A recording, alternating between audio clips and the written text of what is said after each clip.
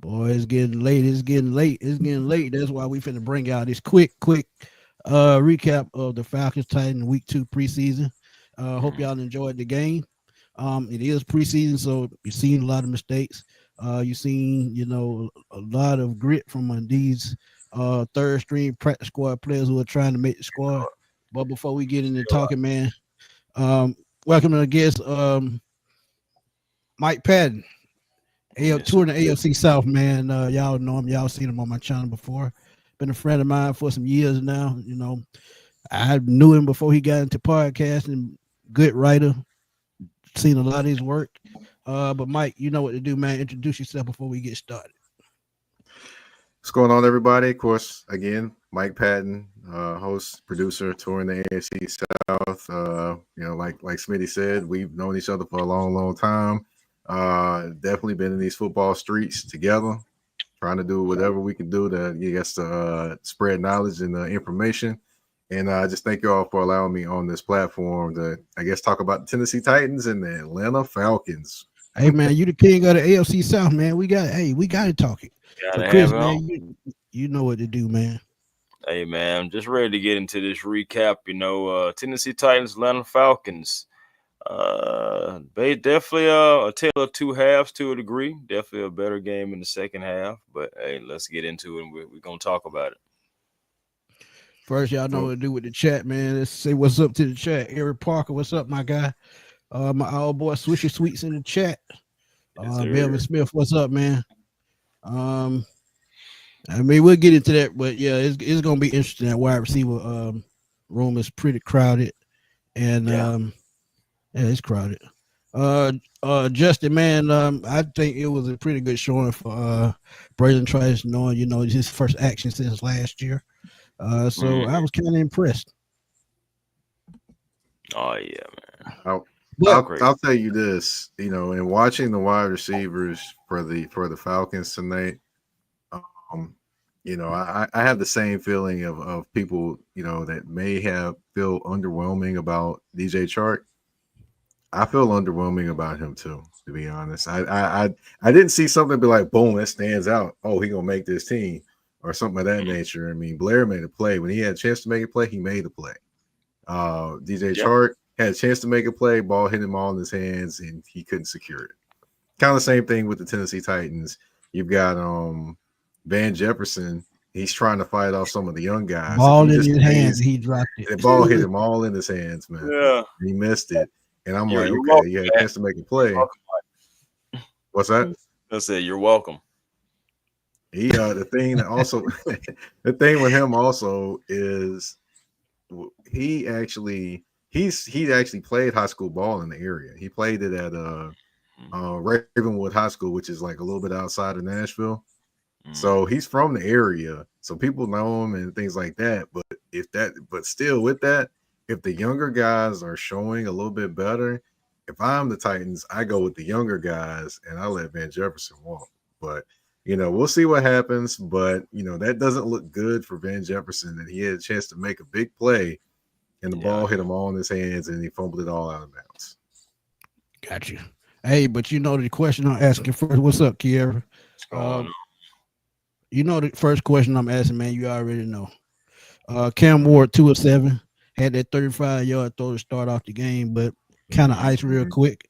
Uh, First 2 preseason games. What do you think about Cam Ward so far? I mean, it's going to be a roller coaster. It's going to be some ups and downs because he's a rookie. He's still trying to learn a few things. And the biggest thing, and I talked with Damian Parson on my last episode about this, is timing because he was never asked to do things with timing at Miami. He was just asked Right, to, hey, Cam, make a play. Hey, Cameron Ward, make a play. I right. will say this, it's Cameron. He goes by Cameron more than Cam, by the way. But Really? Okay. you know, Cameron was trying to make a play. He was trying to make a play when in Miami. That's what he does. But with Brian Callahan, he is more on timing, things like that. So that's where the thing he's trying to get used to. I don't think he did a terrible job. I will say that his numbers should have been better than what they were because he actually was on point with most of his passes. It's a lot of Right. them just people hitting them in the hands and they're not catching. and it isn't all on him, I should say. So whether it's 2 for 7, but it wasn't as bad of a 2 for 7 as Yeah, you because would that think. Van Jefferson, he catches that ball. I think he walks to the end zone. That's Yes, he does.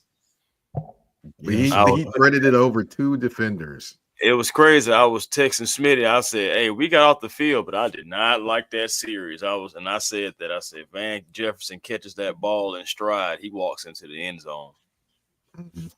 Absolutely.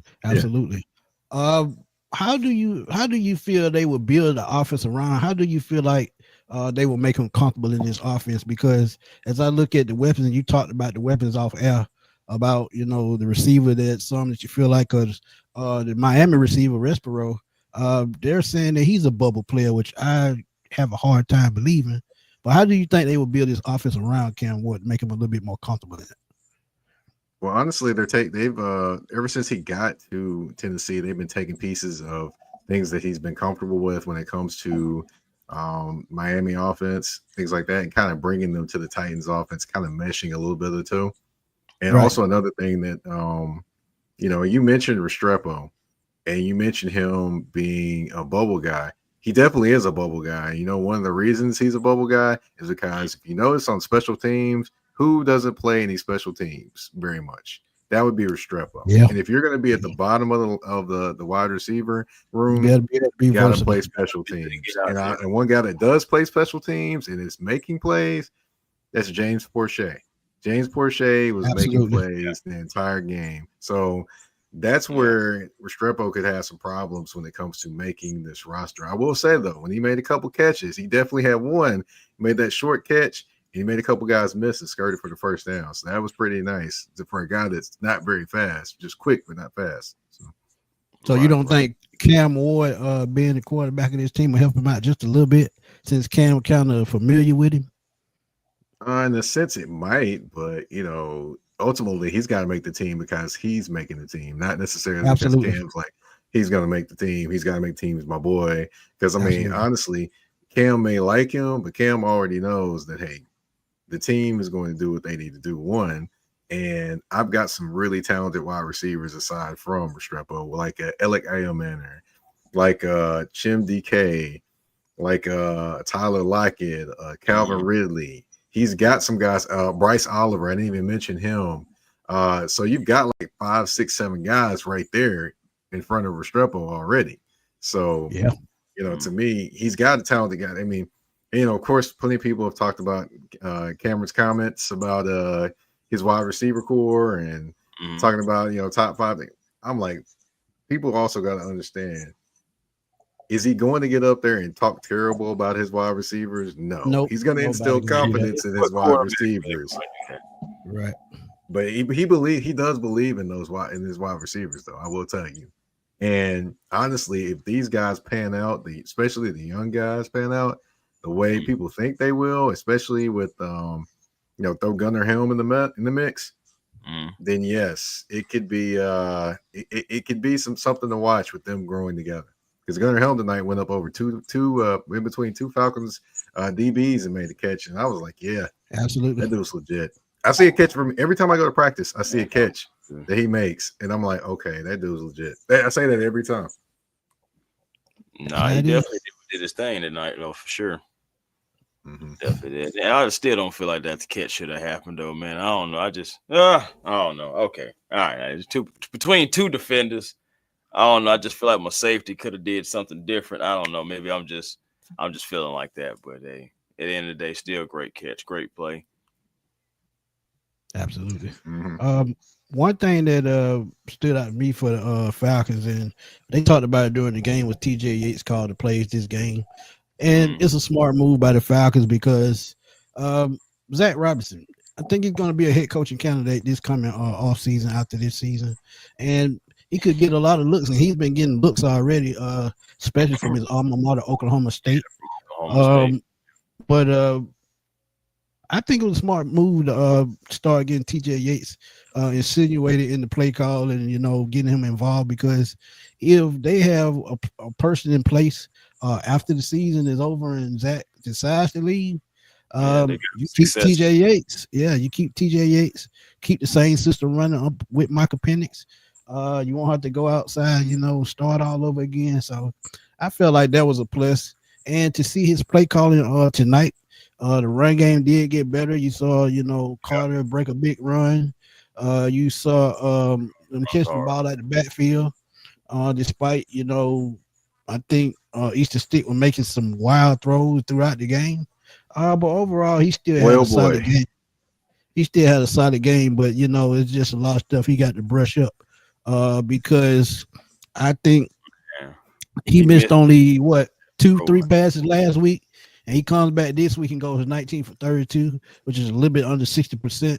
Does throw another touchdown to Chris Blair, which was a laser, which he had to hit. So I think that probably saved both of those guys on this roster. But offensively, Chris, what did you take from this game from an offensive standpoint? First half, a bunch of penalties, 6 on the offense. Pretty tough, man. I'm not gonna lie to you. Just stalling the game. Yeah, just stalling the offense. I know Jack Nelson, he had a pretty tough time. You don't want to be too hard on him. I know he is a 7th rounder, and he's getting acclimated to the NFL, and that's something that's going to take a little time. But I'm looking at also like veterans like, Elijah Wilkinson making bonehead plays, things that veterans shouldn't be doing, especially in preseason. But I guess that's another reason why he's playing too, for depth reasons. I'm just hoping that our offensive line can really just hold up and stay healthy, because we have question marks. Seriously, I believe, at our O-line depth. That's one thing that I noticed. Also, I'm saying, guys like Lamar Jackson, even though he, I think, led the team in tackles tonight, he's having a tough time. He got picked on tonight.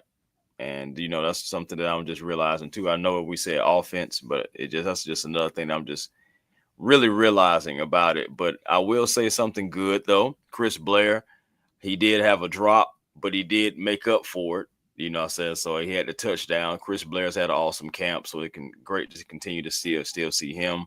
I wish that Easton Stick would have maybe led Drummond more so to the middle, because I know that's where I'm sorry, on that long throw. Yeah, Drummond to the middle instead of it almost like he underthrew it, but if he would have threw it to the middle of the field, he could have had a wide open touchdown, most likely. So, of course, we're still working things out, guys. It's preseason. You're going to have things like this happen, to where you got timing issues, to where you have guys putting them in different positions, trying to see where they can succeed. So, take everything with a grain of salt, should I say. Did want to win this game, though. I did want to win, especially with all the chirping that's been going on all week, y'all. It's just I really wish we could have pulled it out, but it happens. Yeah, they got the last laugh. Yeah. One thing I do want to point out, and kind of watching this game, it kind of showed me how valuable backup quarterbacks are. Because boy, Easton Stick, man. I watched him double clutch and then throw it outside. I'm there like, man, are you crazy? No, it was just I couldn't believe, man. Me and Smitty, we were just like, what was he doing right there? What did you see? I'm like, yeah, double clutch, patted, made a sandwich, then threw the ball. What else you thought was gonna happen? It was just he's right. Thank you, note. He needs to write thank you note. That the DB that picked that off needs to write a thank you note. Kendall Brooks needs to write a thank you note to him. Thank you for allowing me to score an NFL touchdown. You made it so easy for me. Mark, what's up, my guy? That, and then I would say, if Kirk Cousins gets traded, are you all comfortable with one of these guys as backups? I couldn't be comfortable looking at what I saw. I hope Emory Jones is okay. I hope he is. I know we had a scare with him as well toward the end of the game, so I'm hoping he'll be fine. But he still has a chance, especially after the way that Easton played tonight.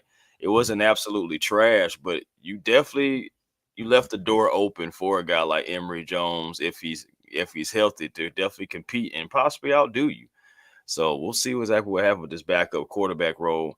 I text Smitty, and I ain't afraid to say it. I was looking at this game. I said, man, we still need Kirk. I'm sorry. Yeah.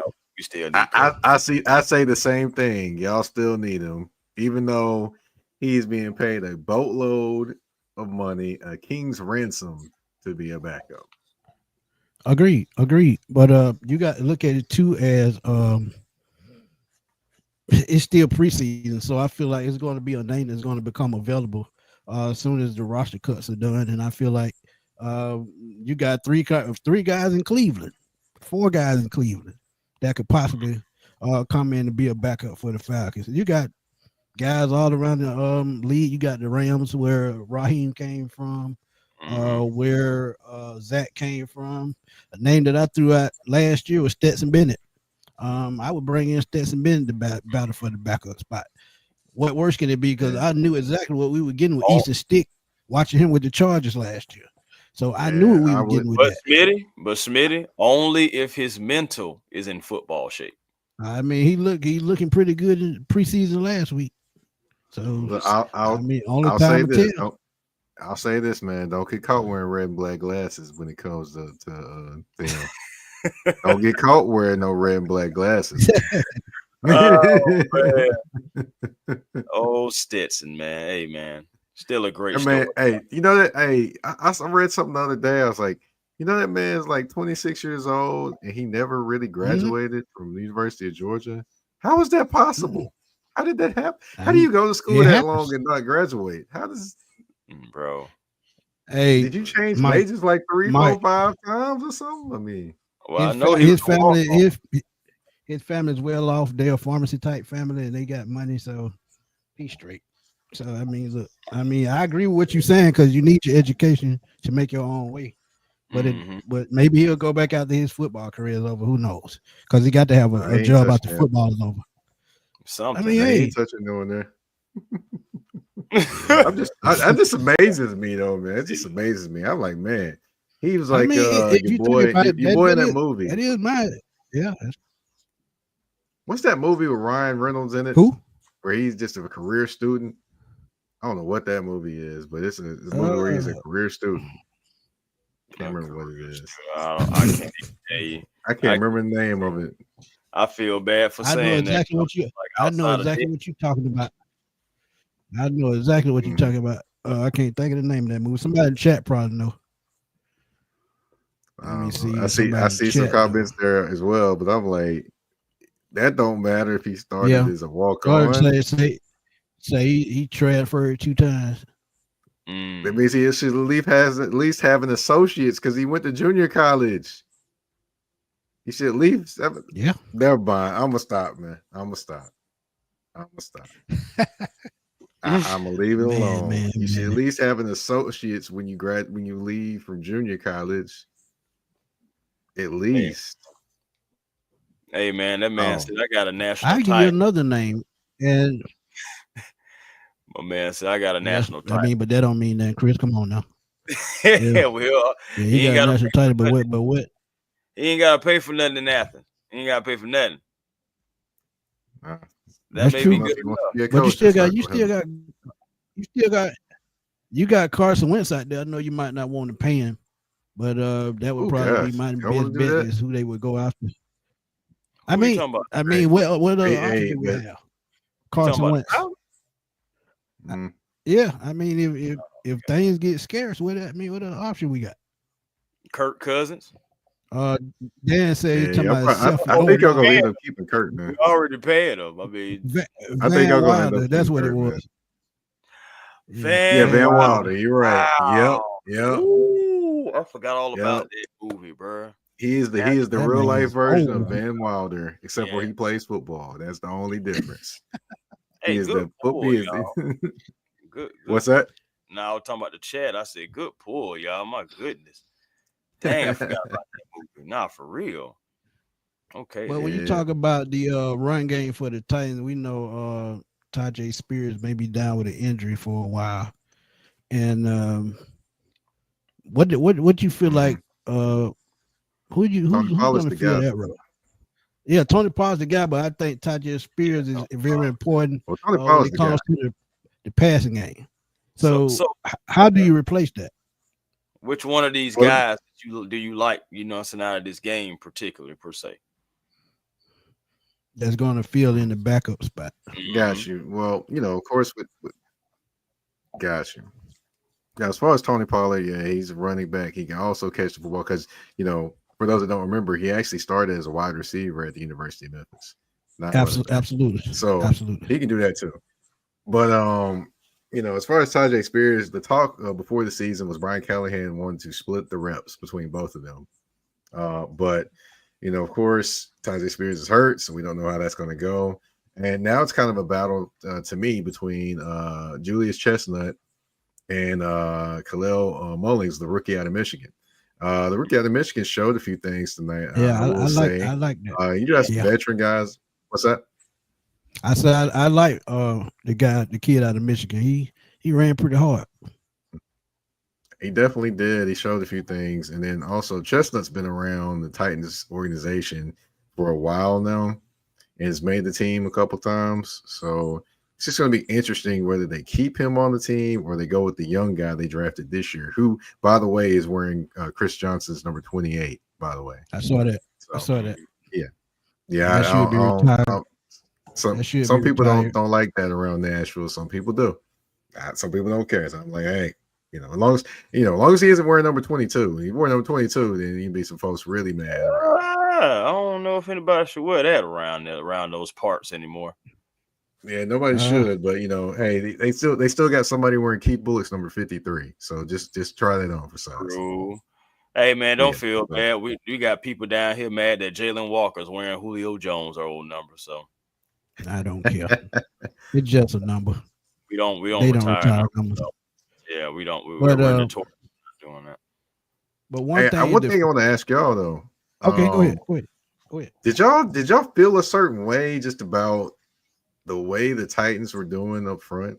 When they went to their depth pieces, they still were moving people up front. It just seemed like, to me, it was an attitude I got a real problem with it the entire game. I got a real problem with it, and the problem that I have with it, if I've been talking about it, you still need that big body up front. It's not going to change. We did see the kid out of Miami, Simeon Barrow, when he got in the game third quarter, he was pushing the pocket. And this is what we needed, the first two quarters. So until they go out and find that guy that's about 330, 335, and people talked about Eddie Goldman last year, talking about he was washed up and all that. But when you talk about a guy that can move the pocket, Eddie Goldman did that. And for these young guys to succeed and transition to this next level and develop like they're supposed to, you're going to have somebody to push the pocket in order for them to, get after the quarterback. Now, James Pierce still was making plays. No, he did not get a sack, but I saw him get about 4 to 5 hurries, and that's going to translate on Sundays if they can get somebody to collapse the pocket and control those run gaps. Until they do that, go ahead.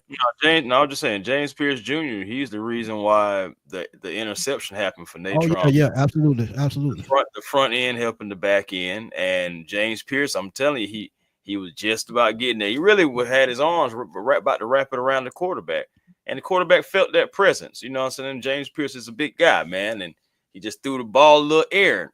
Next thing you know, here come my guy Natron Brooks, a guy who I'm pulling for as well. Who's been in this system, getting the interception, running the back, getting us some good field position. So I enjoyed seeing that. I enjoyed seeing a little bit more of Dorless.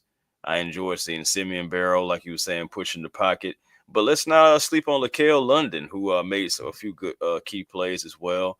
I know it was a 3rd and 1. LaKale London got in there and, made it another 4th down. That's the play that we got challenged and everything, and it went to a 4th down, even though the Titans did pick it up, but still, LaKale London came in and did his job on that play.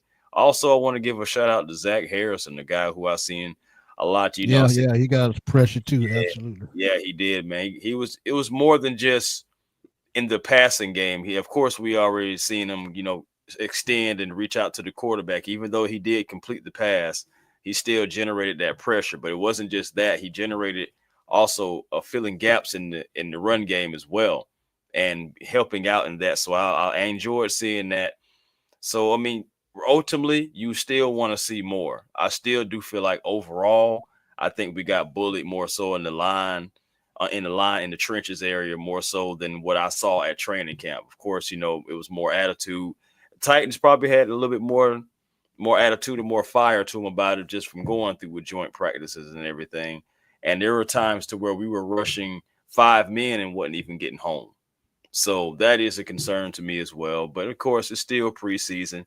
We still got to work the kinks out, So, but I still saw a lot of encouraging things too as well from our young guys.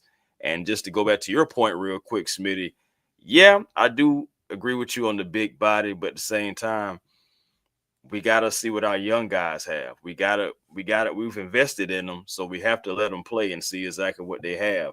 If it turns out that we picked the wrong guys, and it is what it is, but guys like Eddie Goldman and stuff like that, those guys get in the way of young development.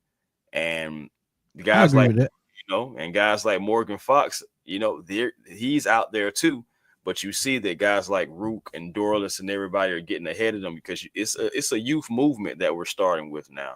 So we can't let all the old veterans always get in our way all the time.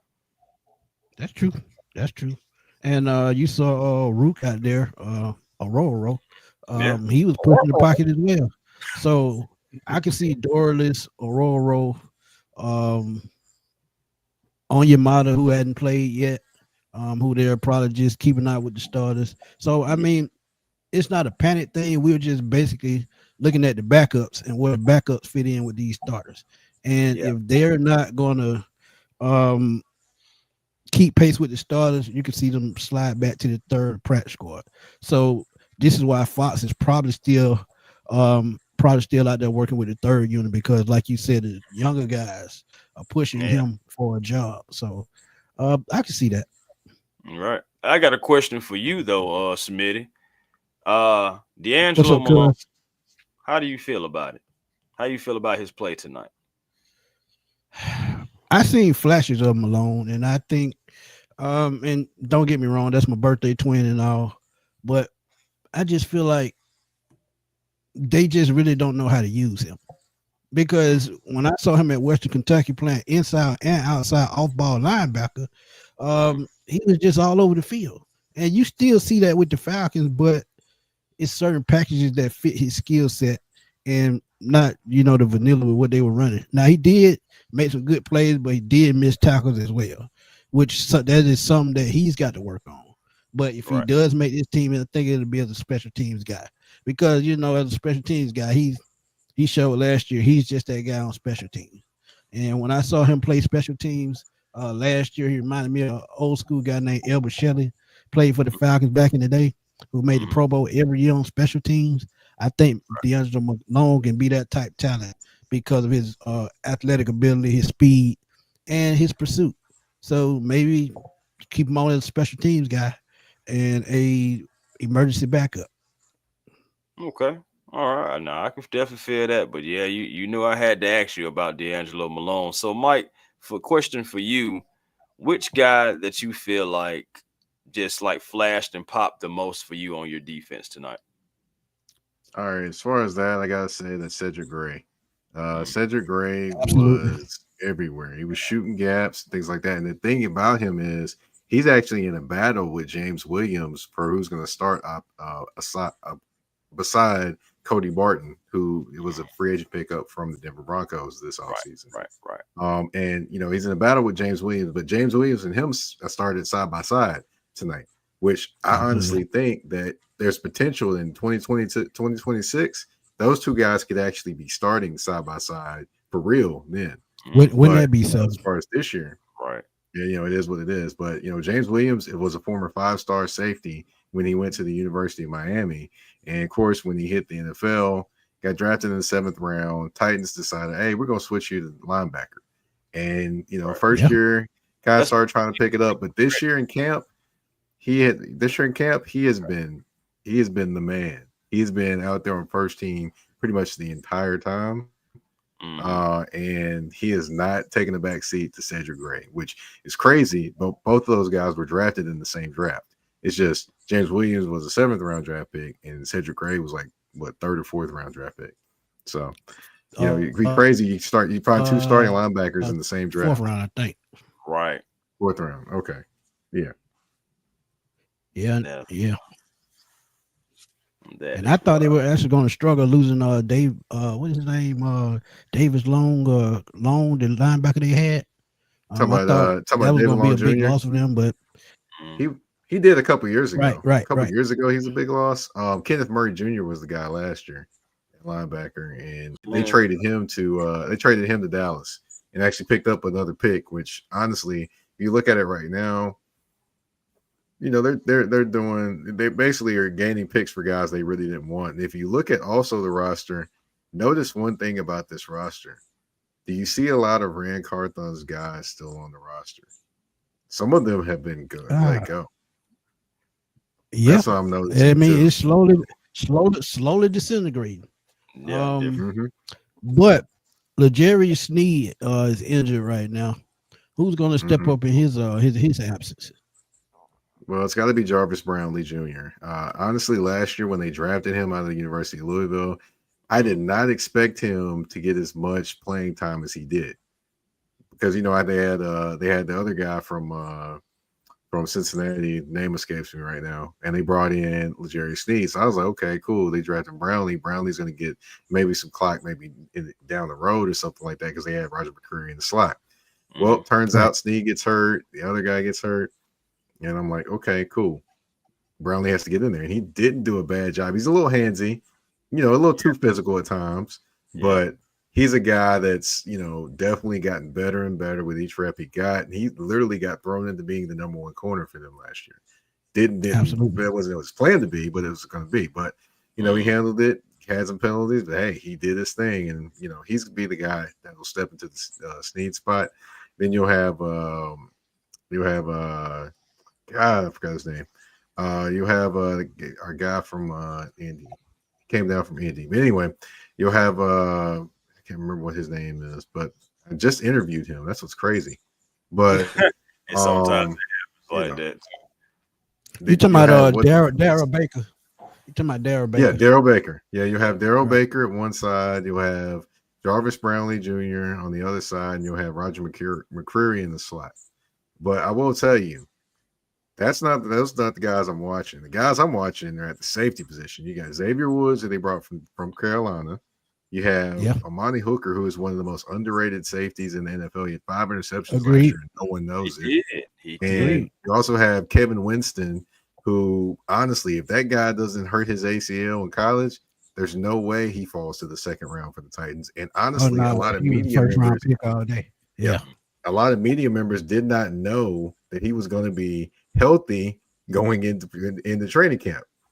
And what ended up happening was, we're seeing him running around and do his thing out there and making plays. We're like, okay, wasn't this guy supposed to be hurt? But now we're looking at him. I'm like, well, he could be a contributor this year. They might go some 3 safety looks with this guy, so I that mean, that's and we've been that's talking one about guy I'm that in watching. That's Atlanta something. too. Yeah, I was Yeah. about to say, ain't that something? We were talking about Yeah. the similar things. Well, so we might as well stay on that safety position because to me, if there's anybody that helped their causes, would definitely been Xavier Watts, especially on special teams. He made a great tackle on special teams and showed that fire there. I think he helped his cause, for the defense. Made a couple of good tackles, getting after, cutting off some lanes. I think he did. I think he played better, a little bit better than Jordan Fuller tonight on this night. So I think he helped his cause. They're all vying for that starting safety position next to one of the best, if not the best, since safety in the NFL and Jesse Bates. So it's a three-way battle right now. We're gonna see exactly what happens because I know Hitman Helms was not playing tonight. And that may be some good for Titans players. He's a dangerous man out there. So, but we're gonna see exactly what happens. I got a question for you about the Titans head coach Mm. Callahan. First time head coaching is always hard for first time coaches. What did you think about the and do you feel like Cam Award can fit in what fit into what he's trying to do? Yeah, I definitely think that Cameron Ward can fit into what he's trying to do. I mean, honestly, when it comes to Cameron Ward, he's very coachable. He's a competitor, but he's very, very coachable as well. And the thing with him Absolutely. is if he can get him to do the on schedule things, he knows he can do the off schedule things. He's just trying to get him to do the on schedule things so that way the off schedule doesn't become the normal. And you know, as you can see from when he first got to Tennessee to where he is now, I mean, it's kind of a little bit, it's not night and day. I'm not gonna say that because that's just to discredit the Cameron Ward, but you can tell he's kind of you know, he's kind of getting himself into, you know, ingratiated to what Ryan Callahan wants to do. He's getting his timing down. He's talked about getting his timing down a lot too when it comes to talking to media too. So his timing is getting better. His touch is getting better. And the biggest thing that he's talked about he wants to do is throw his wide receivers open. That is where he's kind of wants to take that next step. And he's done those things throughout practices and throughout, you know, the preseason games as well, which that's something to watch. And, you know, along with, you know, the mistakes that happens in practice. But, you know, one thing I want to also mention to people, there's not going to be, if a quarterback is not making an interception or not throwing interceptions in practice, he is not testing his limits.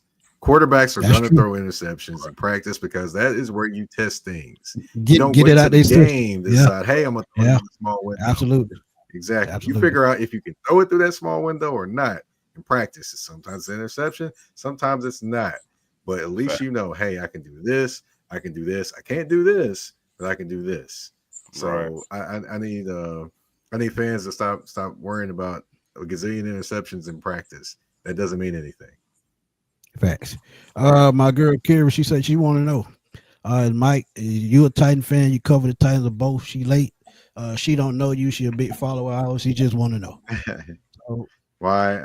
You know me, so you know I'm not a Titans fan. I'm actually someone that covers the division as a whole. So basically, I can give you the unsolicited opinions and thoughts on pretty much any team and not feel like you know, man, he's being a homer or anything like that. Even though I've been accused of being a Titans homer by some people, but I'm very much not a Titans homer. Fun fact, he a 49ers fan. Yep. Well, we got to see them next year. Thank you, Don. Shout out to Donnell Suggs, man, Atlanta voice, man, good writer, man. I read a lot of his columns. So shout out to him, man. I met him actually in Cleveland, actually for NABJ. So I actually met him for the first time. So that's dope. Shout out Donnell. Appreciate you, my brother. Yeah. Hard-working brother right there. That's I know brother. we have a guy that flashed and popped tonight. We're going to talk about him in a second. But Mike, I want to get your thoughts just because I want to know, do you guys have a guy that you can say tonight that maybe wasn't on your radar necessarily, but he may have done some things tonight that'd be like, hey, you may have to take a second look at him? I would say not necessarily a guy that wasn't on my radar, but I would say a guy that definitely popped off the screen to me. That would be James Prochet.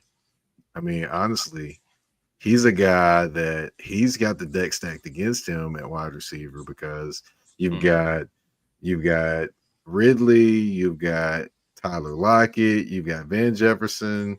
You know, for better for well, right now I'm just naming the wide receivers they have. But anyway, you got Chim DK, you got Alec Ayomanor. I mean, you got all these different wide receivers, young and old, and then you got him and Bryce Oliver. Throw his name in there. Xavier Restrepo. You got a lot of different wide receivers, but every time he gets in the game, he makes something happen. Whether it's special teams, whether it's wide receiver, anything, he makes something happen, and he's really making it hard on the Titans, in my opinion, to actually make a decision on whether he's going to be on the roster or not. In my opinion, he's making it tough on them. And that's the wide receivers. Yeah, I wanted to know those are the Titans receivers that he's talking about. But Kerry, go ahead, Chris, my bad. Kerry said, that's awesome. Thank you for answering, Mike. Good luck to your 49ers this season, except for October 19th. Amen, amen. Especially luck on that day. Come on now. Another question for you, Mike, and this one for you. I know it is. But yeah, Millie Mills want to know, You think that two-way thing can work out for Travis Hunter? Yes, I definitely think it can work out for him. Now there is a little bit of an injury issue. He's got a little bit of I think some in his chest. So it's more precautionary. So it's not necessarily something that's going to keep him out a couple weeks or anything of that nature. But he definitely can pull it off. One big reason I think he can pull it off: the NFL is not as physical as it once was. If he was a wide receiver back in the day, going across the middle and get knocked out, yeah, he might not be able to play two ways. But with the way the football is now, you're not necessarily as physical. It's still a physical game, but it's just not as physical as it once was. So he can go across the middle, do all those different things.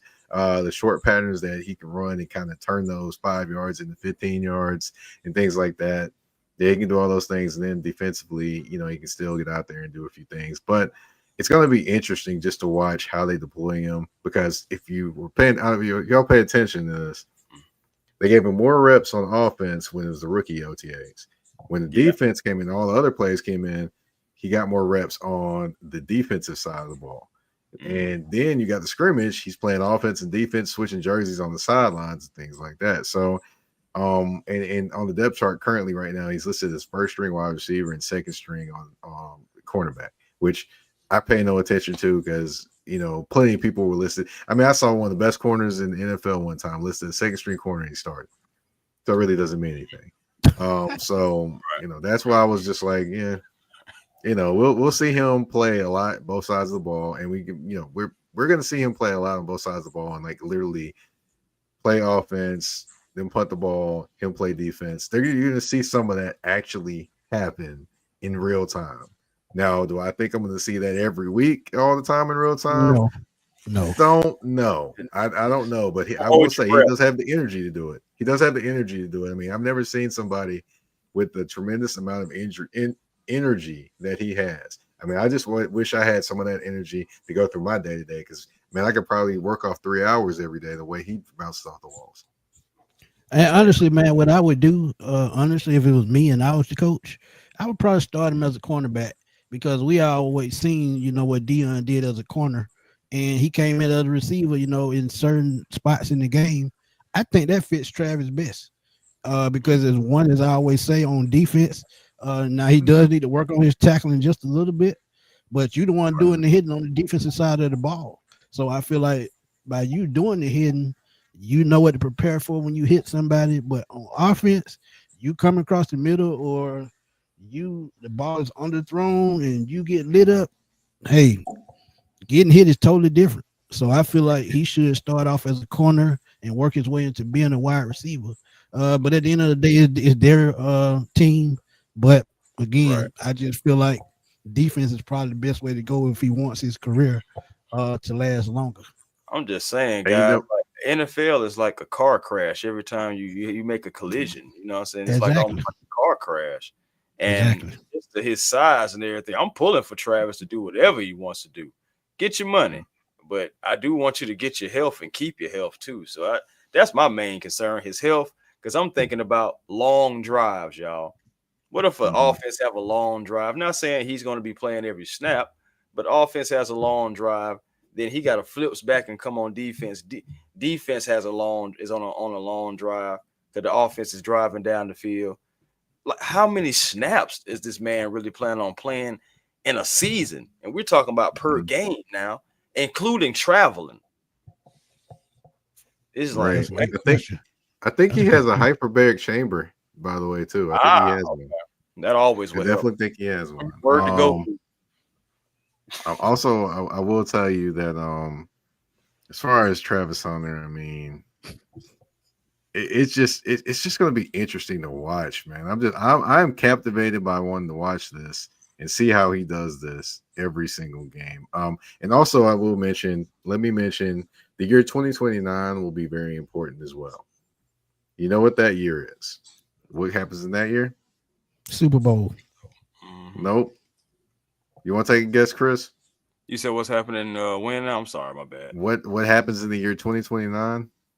2029? Patrick Mahomes, a free agent. How about Travis Hunter will probably be talking extension with the Jacksonville Jaguars. And if he's playing both ways, boy, oh boy, just think 400 about million. I don't think they'll keep him. I don't know if 400 they'll keep million. him. Yeah. No, they'll I pay mean, him. They'll pay him because I mean, they can't afford to lose that type of superstardom. but how do you pay They'll that pay type they'll of pay at person least one going? extension at least. Well, How do I'm you just pay that thinking, type like, Go ahead. no, I was just about to think about, okay, but what about Trevor? Well, Trevor already got extended. He got his big deal already. He Yeah, pretty what much about again? That's what I'm saying. his What about deal. No, but his deal doesn't actually start until this year. On the See, back he end, got yeah. his Yeah, extension he's on the already. back end. So his Yeah. extension doesn't really kick in till now. So they had 5 years with him. So okay? his extension will be going, what's this, 2030 Yes, is It'd be be his 2029. 2030. 2030. Yeah. Then Yeah, so- then you've got other guys that's big time contracts are going to fall off.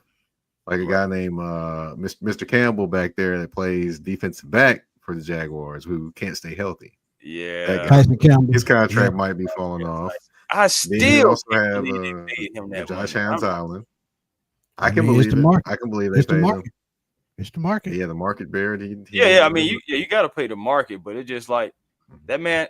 I was just like, he just hadn't done anything. That was a high number, but you're right. I Man. mean, we talk he about it all was- the time. The market is he's the one- market. You can't do nothing He's about one that. of the better young corners in the league, Chris, just because the numbers don't show it. You know, when you throw to his side, you know, he going to put up a fight. So He just I can't mean, stay healthy. just can't stay healthy. So, Nope. but I got a question for Yeah. you, Mike, Go ahead. about another AFC South team, man. That's the Indianapolis Colts. Mhm. With that quarterback situation, I've talked about it already. I don't trust Daniel Jones. We see what he did in New York. Anthony Richardson slowly developed. I can see that as a spot for Kirk Cousins if a trade was to fester. Is there another quarterback out there that you see, or do you trust any one of those guys to lead Indianapolis? I'm not saying I trust either one of those guys, but they're not bringing another quarterback in that situation. It's Daniel Jones or Anthony Richardson, or it's nobody, pretty much. So So, basically, to they're me- gonna run Jonathan Taylor in the ground. No, I'm not saying that. But what I am saying is, On the you way. know, I'm gonna take it back 2 years ago. What they should have done is leaned on the running game when Anthony Richardson was a rookie. Here's what I mean. When looking at their offense, people were telling me, man, you can't tell them to do that now. I'm like, I'm not telling them to do that now. If you would have leaned on the running game while you developed Anthony Richardson would be probably more developed now than what he is. He'd be probably more developed now. Of course, the injuries, you can't predict those, but just saying that would have been a great starting point for them to develop Anthony Richardson, is to use the running game to set him up to do different things. And then as time goes on, you spoon feed him a little more, you give him a little bit more things to work with. And then ultimately you have a quarterback that can function and run your offense up to its maximum capabilities. Absolutely. But Shane Steichen didn't do it that way. Shane Steichen came in and decided, hey, I'm going to do all these other things. Then last year, I'm thinking to myself, I'm like, okay, down the stretch of the games, if I'm not mistaken, I think you need your best players on the field. And why is Jonathan Taylor sitting by the coach making the decisions? Something's wrong with that picture. Right. So to me, Shane Steichen is very guilty of how this is being as bad as this, as much as you can say Anthony Richardson is too. Right. Hey, that's respect. That's respect. Hey, I will say this though, just for the Atlanta Falcons, Smitty. I don't know how you feel, but I think that third running back spot is something to talk about too, quietly, because Nathan Carter, past 2 games, been running really tough, really hard. I know, unfortunately, he really didn't get a chance to really kick into that gear that he wanted to in the first game, of course, happening with the Lions player. But he runs hard, man, and the best way to use him is north and south. They kept trying to send him wide. I don't think that was the best thing, but when he's just going straight north and south. Yeah, I said that during the game. Remember, he a north-south guy, and when you got a north-south guy with that kind of speed, that's the way you got to run him. And they run a zone blocking scheme, yeah, of course, which goes outside, but at the same time you can modify it is to run, in between the tackles. So I just feel like if they found a way to use him and utilize him the right way, I feel like he could make this team. Now, Carlos Washington Jr., I feel like it's still his job to lose. Yeah, but it is. But he Nathan hadn't Carter played. is impressing. Yeah, Yeah. Nathan Carter has been impressing. I'm sorry. He had 9 carries today, 63 yards, averaging 7 yards per carry. That's nearly a first down. Of course, had that long touchdown, 43-yard long. Right. I'm sorry, man. Like the last 2 weeks, and even in practice, so he just runs tough. So it just at the end of the day, you can't like just so take a look at that guy for the third running back position, of course, behind Bijan and Tyler. Yep. Mike, Kiara said, who you got for rookie of the year, defense and offense? Well, that's pretty simple for me. It's all going to be in the AFC South, in my opinion. You got Cameron Ward for Offensive Player of the Year, and you got Travis Hunter for Defensive Player of the Year. Now, wow. I'm going to throw it out there and call it as it is for that one. Now, I will say there is a chance that I could be ultimately wrong there because Travis Hunter could play way more offense than defense. That's what I was just about to ask. So there's always a chance. There's a 50-50 chance, I could be right or wrong. But, I will say this. If Cameron Ward comes out here and the Titans get between 7 and 9 wins, they're going to give that award to a quarterback and not a wide receiver. Yeah. No, I can see Travis Hunter is going to have to do some incredible stuff for him to be named Offensive Player of the Year and rookie Offensive Player of the Year over a quarterback. Because as we've seen in the NFL, when it comes to the awards and the big time awards, what are they going to lean towards? They're going to lean towards a quarterback. Old Faithful. Yep. But I got to say this too. Kiera, I'm sorry to disappoint you, Kiera, but that's just the way the numbers stack up. I got to say this too. I'm looking at Brian Thomas in Jacksonville. He could also help Travis on offense. Get Brian more receptions. That Chris boy. So I can see him. But there's a guy in New York named Mr. Carter that I feel like with that defensive line that they put together already, and he just coming in early as a rotational piece, I feel like he can get it 10 to 12 sacks that first year because of what they already have and what they've built. So I mean, Carter is going to be my defensive player of the year. And no slight to James Pierce Jr. with the Falcons, but I just feel like he's in a much better situation as far as with Dexter Lawrence, Kevon Thibodeau, and those guys. But offensive, I gotta agree. It's probably going to be Cam Ward, because running backs, they overlook. Saquon to me should have won the MVP last year before Josh Allen did. So it's a quarterback award. So I got an award, man. It didn't have. I mean, I'm gonna ask y'all this: when Josh Allen won the MVP, I'm not saying he didn't. I'm not saying he didn't play excellent, great. Yeah, but he didn't play up to Lamar. Did it have kind of a career achievement feel to it to you? In my opinion, in your opinion, did it kind of have that feel like, if you mean all these things over these years, we need to give him one. That's exactly what got one. If you mean what it felt like to me, that's exactly. If you mean give him the award because Lamar's had one too many, then yeah, I agree with that. Because ain't no way in the world Lamar's best year statistically should have been no less than the MVP, knowing that he had 41 touchdowns. His most ever. So if you outdo your numbers in your first 2 MVP seasons, why you not an MVP for a third time? So it's just we tired of seeing this person do this. That's what it boiled down to. Because like I said, Saquon ran for 2,000 yards. Ain't no way in the world Josh Allen should have jumped either one of those guys. Did it feel like to y'all, like when Michael Jordan won MVPs, then all of a sudden they gave one to Karl Malone one year? Did it kind of have that feel too? I go deeper than that. Kobe Bryant averaged 30-something points a game, and they give it to Steve Nash. That's how it felt. Yeah, like that's exactly how it felt. All that together and all of it wrong, and all of it was wrong. It's almost like you get tired of the same people. It's almost like fatigue, like winner's fatigue. You get tired of seeing the same guys win over and over again. Mhm. You know what I'm saying? And now you just got to give it to someone else just to switch Steve it said up. they wanted to make it up from the year before, and I can see that. But Not that year though. No. I'm just saying it was obvious the man had an even better year than he did in this MVP, and he doesn't win it. It well, just I had SGA all the way last year, no matter what Jokic did. Yep, SGA was same. just playing I out of did his too. mind. he I mean, was. it wasn't no Yeah, way Jokic he, should have won that last year.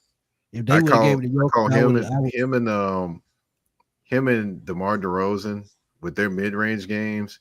You know, both of them. They. You know, when I watch them play, it's almost like I can akin their games to like jazz music. It's just smooth, easy. You know, the mid range. I'm gonna get to this spot. You just know I'm gonna get to this spot, but I'm gonna find a way to make it easy and look good too. You know, It that's what they remind me of. They remind me of jazz musicians playing basketball. How smooth they do everything. You want to know something else that's funny about SGA and his game though? Mhm. It's just the fact that SGA, I know a lot of people call him the foul merchant and everything, but he can get to the cup at will.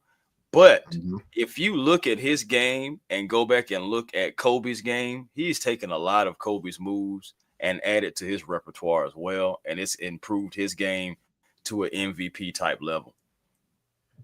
You know, I'm gonna say something, and people are gonna be mad at me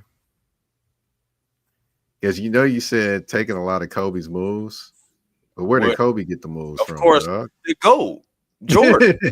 Of There course. you go. Oh yeah, we know where the originated. He didn't take Kobe's moves; he took Jordan's moves. Right. That's what I'm saying. Yeah, absolutely. Hey, Chris, Yeah, I'm that's gonna what. let you That's answer this you one know, because look. my Kobe bad, fans get go my mad at me. Kobe fans get mad at me, and I'll be like, you know, look, hey, I understand y'all love Kobe, and that's cool.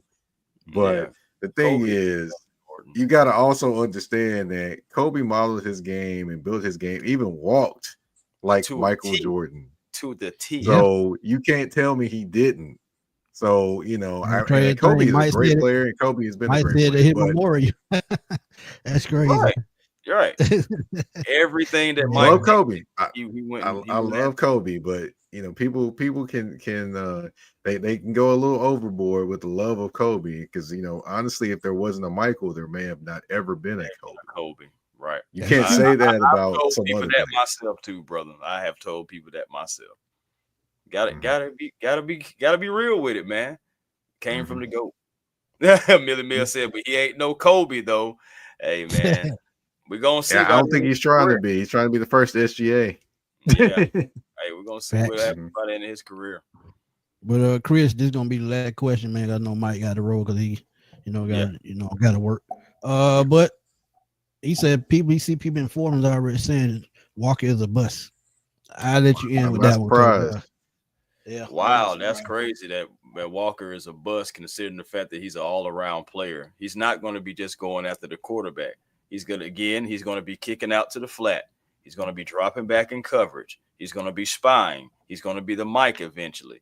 Like Jalen Walker is the all-around player. Similar things that he did at the University of Georgia. That's what we're bringing him in to be a complete football player. Now, the guy that you're going to have to, who's going to be the big bad wolf, is going to be James Pierce Jr.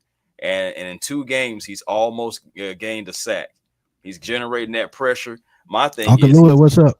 what's good, Uncle Louis? That's Louis Algier. You know, so our guy Tyler Algier's uncle, and man, big fan of the show, and we're a big fan of him and his son. His nephew as well. But yeah, man. Just getting back to it overall, man, I just want to say, dang, I just lost my train of thought. Just lost my train of thought. You getting old? Nah, man. About Jalen Walker and him being the bust. Just about Jalen.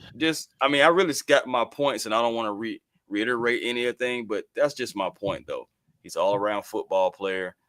People who didn't know what he was doing at the University of Georgia, I think those are the ones who were calling him bust. Again, James Pierce Jr., that's going to be the big bad wolf. That's going to be the defensive rookie of the year. Yeah, I threw that in there. But how can you just say Question. that off of preseason when preseason doesn't even matter? one thing you got to understand with preseason, Folks doing a lot, man. he's been working all offseason, camps, programs, draft, work pro days. Bro, look how late he's been playing. Look, he plays normally late into the season of college football too. People got to realize that it's a consistent and a constant that he has been using his body for football. Right. You know, so and that's what I'm saying. He has that little hamstring. He did not play tonight, but I feel like he's going to be overall fine. I don't understand this. This man, we haven't even gotten to the regular season yet, and he's already a bust. I'm like, that's crazy work. What's good, family? Go ahead, Mike. My bad. Hey, what you were about I was going to ask y'all, man. Are y'all ready to see Rakia Jackson at some of y'all's games this year? Shoot, it's crazy. I actually got some Sketcher colorway, something like that. Hopefully, I can catch Rakia and James, embracing each other. And I'm just gonna go over there and see if I can get their signature on the shoe or something like that. I'm gonna try to work that out. I'm not trying to say. I will say this. I'm not trying to say, and I am not insinuating that she is expecting a child. I don't think she is. I'm not saying that at all. I'm saying when these two decide, or if these two ever decide that they're going to take that next step, that is going to be one athletic kid. Whatever sport that kid decides to be in, and they're gonna be tall. I was about to say, bro, at least 6'4", man, at least 6'3", 6'4". Yeah, and if it's a boy, at least 6'8". Yep. Man, if it's a boy, he gonna definitely be 6'7", 6'8". My God. Now, I'll just explain to the people. We are not saying Rakia Jackson is pregnant. We are just kind of prognosticating into the future if that was to happen. Because people will take this and run with it, and nah. Oh, they said, they going. They about to use screen record. Trust me. Oh God, here we go. Oh, Rakia, there you go. Here got the headlines.